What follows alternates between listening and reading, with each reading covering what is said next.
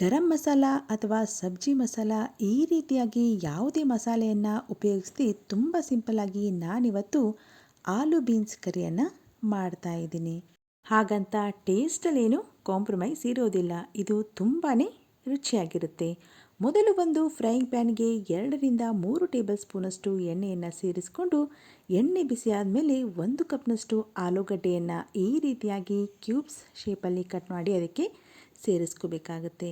ಇದನ್ನು ಮೀಡಿಯಂ ಫ್ಲೇಮಲ್ಲಿ ಚೆನ್ನಾಗಿ ನಾವು ಫ್ರೈ ಮಾಡ್ಕೋಬೇಕು. ಈ ರೀತಿಯಾಗಿ ಗೋಲ್ಡನ್ ಬ್ರೌನ್ ಕಲರ್ ಬರೋವರೆಗೂ ಇದನ್ನು ಚೆನ್ನಾಗಿ ಫ್ರೈ ಮಾಡ್ಕೊಳ್ಳಿ. ನಂತರ ಇವಾಗ ಅದೇ ಪ್ಯಾನ್ಗೆ ಎಣ್ಣೆಯನ್ನು ಸೇರಿಸೋದೇನು ಬೇಡ.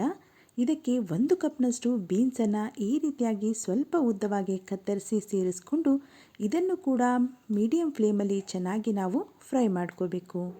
ನೀವಿಲ್ಲಿ ನೋಡ್ತಾ ಇರ್ಬೋದು, ಈ ರೀತಿಯಾಗಿ ಇವು ಚೆನ್ನಾಗಿ ಫ್ರೈ ಆದಮೇಲೆ ಇವುಗಳನ್ನು ಒಂದು ಕಡೆ ಇವಾಗ ಎತ್ತಿಟ್ಕೊಳ್ಳೋಣ. ಈ ರೀತಿಯಾಗಿ ಇವುಗಳನ್ನು ಫ್ರೈ ಮಾಡಿದ ಮೇಲೆ ಇವಾಗ ಒಂದು ಬಾಣಲೆಯನ್ನು ಇಟ್ಟು ಅದಕ್ಕೆ 1 ಅಥವಾ 2 ಟೇಬಲ್ ಸ್ಪೂನಷ್ಟು ಎಣ್ಣೆಯನ್ನು ಸೇರಿಸ್ಕೊಳ್ಳಿ.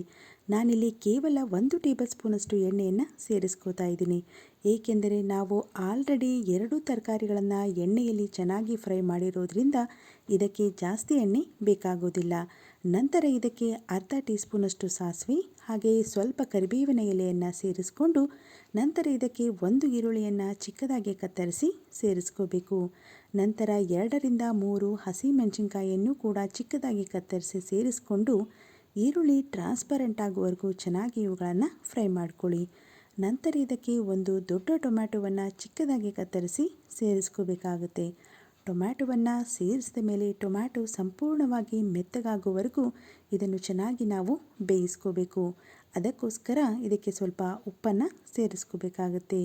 ಉಪ್ಪನ್ನು ಸೇರಿಸಿ ಇದನ್ನು ಚೆನ್ನಾಗಿ ಕೈಯಾಡಿಸಿ ಇದನ್ನು ಬೇಯೋದಕ್ಕೆ ಬಿಡಬೇಕಾಗುತ್ತೆ. ಉಪ್ಪನ್ನು ಸೇರಿಸೋದ್ರಿಂದ ಟೊಮ್ಯಾಟೊ ಬೇಗನೆ ಮೆತ್ತಗಾಗಿಬಿಡುತ್ತೆ.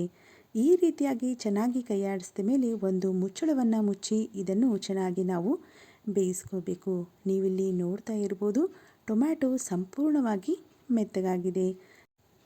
ಈ ಹಂತದಲ್ಲಿ ನಾವು ಈ ಮೊದಲೇ ಫ್ರೈ ಮಾಡಿ ಇಟ್ಟಂತಹ ಆಲೂ ಮತ್ತು ಬೀನ್ಸ್ಗಳನ್ನು ಇದಕ್ಕೆ ಸೇರಿಸ್ಕೋಬೇಕಾಗುತ್ತೆ. ಇವೆರಡನ್ನು ಸೇರಿಸಿ ಎಲ್ಲವೂ ಕೂಡ ಚೆನ್ನಾಗಿ ಹೊಂದ್ಕೊಳ್ಳುವಂತೆ ಚೆನ್ನಾಗಿ ಇದನ್ನು ಮಿಕ್ಸ್ ಮಾಡ್ಕೋಬೇಕಾಗುತ್ತೆ. ಇದನ್ನು ನೀವು ಚಪಾತಿ, ರೊಟ್ಟಿ ಹಾಗೆ ದೋಸೆ ಜೊತೆನೂ ಕೂಡ ಸರ್ವ್ ಮಾಡಬಹುದು. ಮಸಾಲೆ ಪದಾರ್ಥಗಳನ್ನು ಜಾಸ್ತಿ ಇಷ್ಟಪಡದೇ ಇರೋರಿಗೆ ಹಾಗೆ ರಾತ್ರಿ ಹೊತ್ತು ಮಸಾಲೆಯನ್ನು ತಿನ್ನದೇ ಇರೋರಿಗೆ ಈ ರೆಸಿಪಿ ತುಂಬಾ ಉಪಯೋಗ ಆಗುತ್ತೆ. ಹಾಗೆ ಇದು ತಿನ್ನೋದಕ್ಕೆ ತುಂಬಾ ರುಚಿಯಾಗಿರುತ್ತೆ. ನಂತರ ಇದಕ್ಕೆ 1/4 ಟೀ ಸ್ಪೂನಷ್ಟು ಅರಿಶಿಣದ ಪುಡಿ ಹಾಗೆ 1 ಟೀ ಸ್ಪೂನಷ್ಟು ಅಚ್ಚಕಾರದ ಪುಡಿ ಹಾಗೆ 1 ಟೀ ಸ್ಪೂನಷ್ಟು ಜೀರಿಗೆ ಪುಡಿಯನ್ನು ಕೂಡ ಸೇರಿಸ್ಕೋಬೇಕು. ನೀವು ಈ ಮೊದಲೇ ಎಣ್ಣೆಯಲ್ಲಿಯೂ ಕೂಡ ಜೀರಿಗೆಯನ್ನು ಸೇರಿಸ್ಕೋಬಹುದು.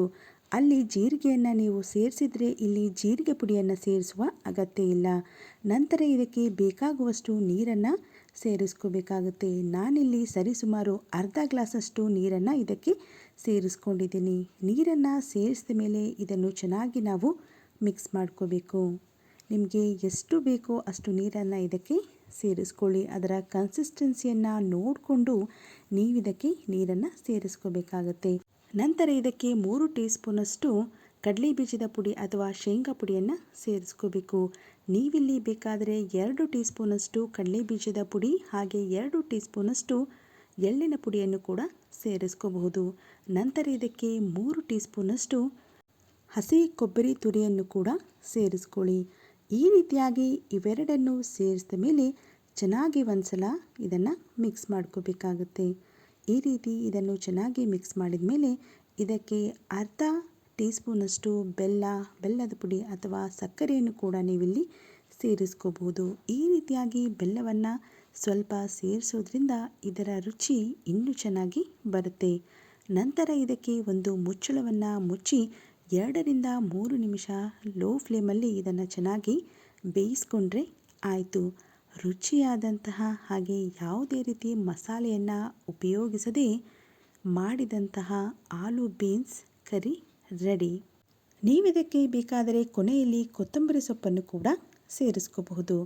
ಮಸಾಲೆಯನ್ನು ಇಷ್ಟಪಡದೇ ಇರೋರಿಗೂ ಹಾಗೆ ಇಷ್ಟಪಡೋರಿಗೂ ಕೂಡ ಈ ರೆಸಿಪಿ ತುಂಬಾ ಇಷ್ಟ ಆಗುತ್ತೆ. ಖಂಡಿತ ಈ ರೆಸಿಪಿನ ಒಂದ್ಸಲ ಟ್ರೈ ಮಾಡಿ ನೋಡಿ, ಹಾಗೆ ಹೇಗೆ ಬಂದಿದೆ ಅಂತ ನಮಗೆ ಕಮೆಂಟ್ ಮಾಡಿ ತಿಳಿಸಿ.